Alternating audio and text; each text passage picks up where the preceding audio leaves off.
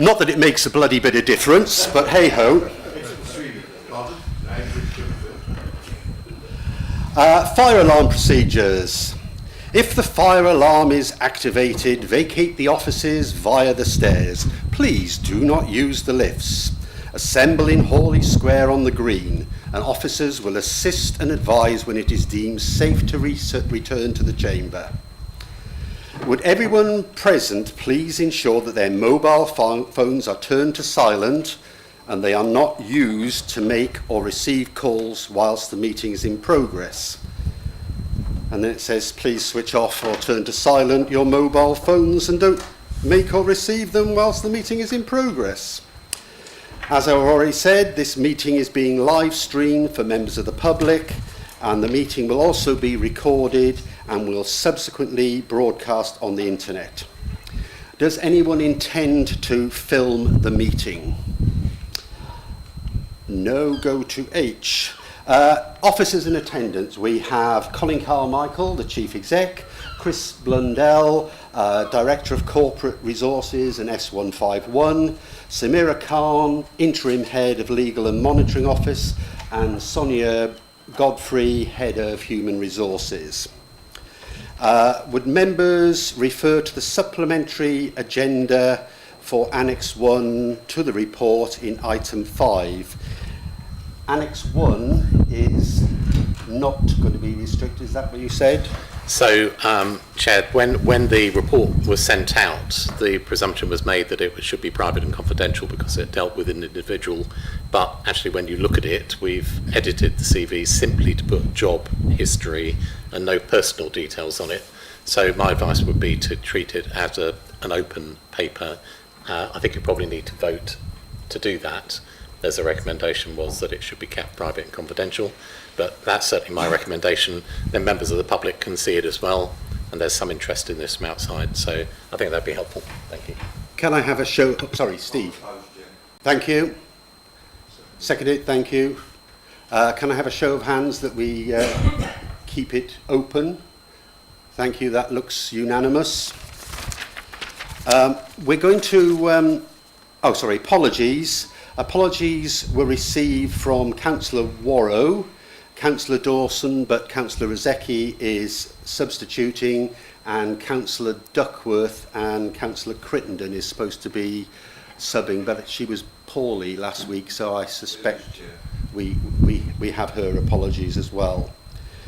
Declarations of interest. Does anyone have any interest to declare in the items of business on the agenda for this meeting? Yes. I do. Funnily enough. I'm hoping, Chair, you'll agree to take the monitoring officer report first, and once that's done, I'll disappear. And I was just about to say exactly that. We've got item 3 and item 4, and I propose that we do item 4 first, if that's okay, and that will allow Colin to leave the meeting as we'll be discussing him. Okay. To introduce Colin Carmichael. Thank you, Chair. I'll keep it very brief. I'm assuming everybody's read the report. Council has a legal duty to appoint a monitoring officer. Because of the timing of council meetings, we need to make the appointment today. I've tried to cover all of the possible circumstances of timing of appointment in the recommendations. Hopefully one of those will work, depending on the start date for Ingrid Brown. So, as I say, the statutory duty is set out in the report, hoping that you'll approve it. And can I just finally thank Samira for covering the post for over a year now. Thank you very much indeed, Samira. That's been great. Yeah. Thank you, Samira.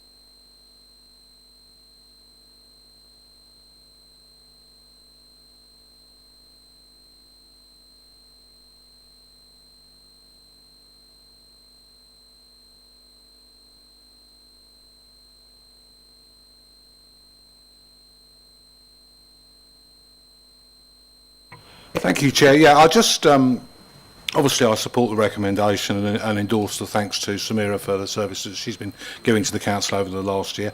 I just wanted to touch on the Deputy Monitoring Officer role, which is currently held by Nick Hughes, who's obviously an experienced officer we'll know very well. Just to ask the Chief Executive to confirm what support will be available to Mr Hughes if he in fact had to fill in as the monitoring officer during an interim period. So does the council have legal resources available to back him up? Because obviously that's not his substantive role, and we wouldn't expect him to be the monitoring officer in the long term in any event. So, Chief Exec. Thank you, Chair, and it's perfectly possible he won't be monitoring officer at all, but fine. The answer is yes, there will be, and if we don't have internal resources, we can bring in external resources so that he can take legal advice if he needs it. I mean, those of you that know Nick will know that he's pretty well up in law as it applies to constitutions and governance anyway, but if he does need it, we'd be perfectly comfortable with him taking external legal advice.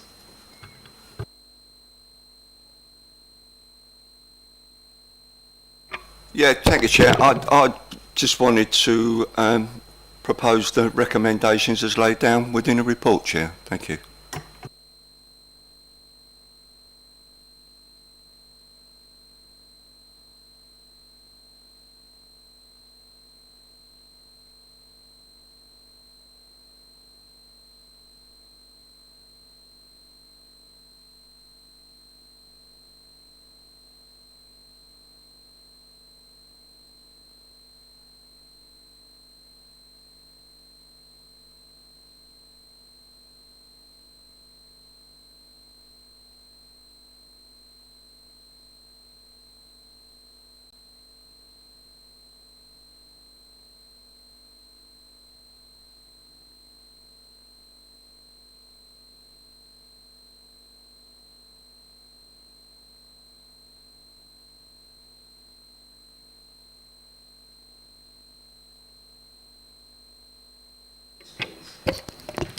Morning, thank you, Chair.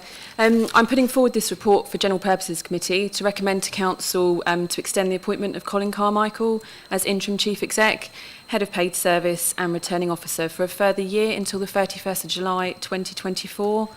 The role of Head of Paid Service is a statutory appointment and by implication means that the Council must appoint to that role in order to be legally compliant to regulations. The Council is required to have a Head of Paid Service in place as one of its 3 statutory roles, together with the Chief Financial Officer and Monitoring Officer. This role is critical for the Council in terms of stability moving forward. Without an extension of this role, there may be a risk of having another period without a Chief Executive and needing to cover with an interim solution by way of an acting up role.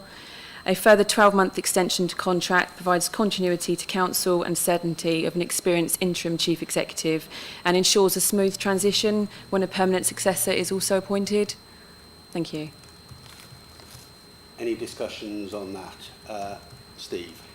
Yeah, thank you, Chair. I think firstly, I think we should send our thanks to Colin Carmichael as the interim Chief Executive for the work that he's already done, the stability that we've now got within the Council, and I'm very pleased this time for another year, which again gives us the time to look for a permanent Chief Executive, and I would like to send our thanks to Colin for the good work and offices that he's given us. So I'm very happy to support this recommendation, Chair. Thank you.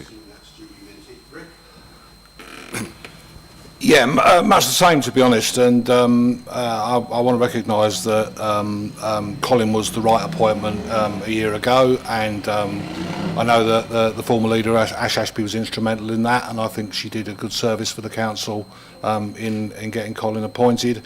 I've found Colin to be very experienced and insightful, and I know that he is well regarded by the other senior officers, and has his service has supported a period of stability and progress that I think is recognised across the Council and by all political groups.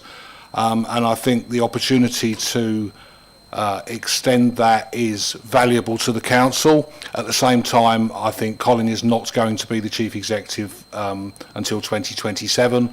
I don't think that's his wish, and I think that the council will need at some point over the next year to consider the permanent appointment, and I've been very clear that that's something I want to discuss informally with the other group leaders as well as formally through the appointments panel. I have been doing that and I shall continue to do it.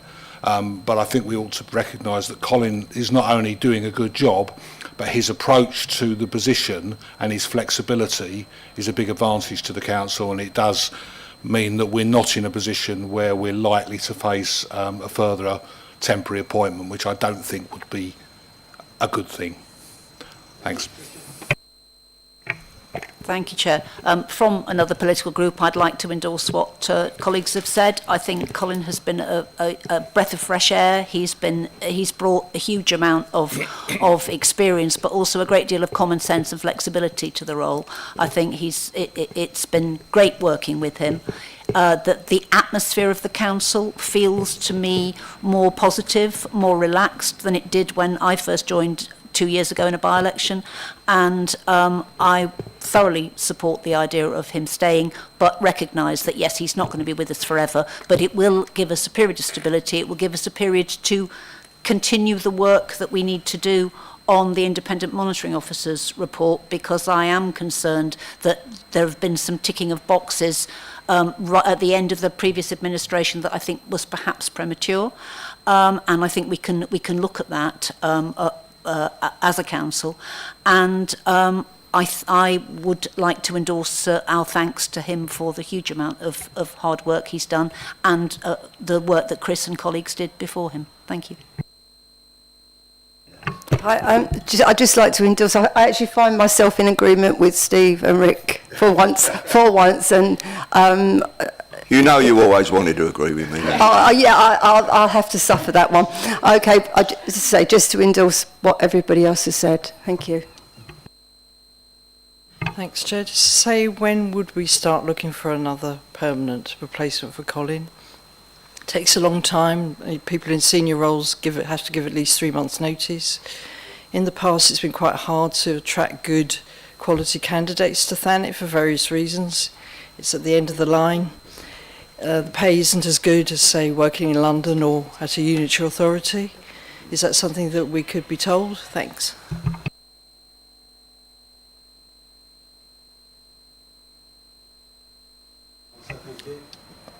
Well, I think it's clear that we're not going to, the intention is not to be sitting here in July 2024 saying, what should we do about the chief executive role?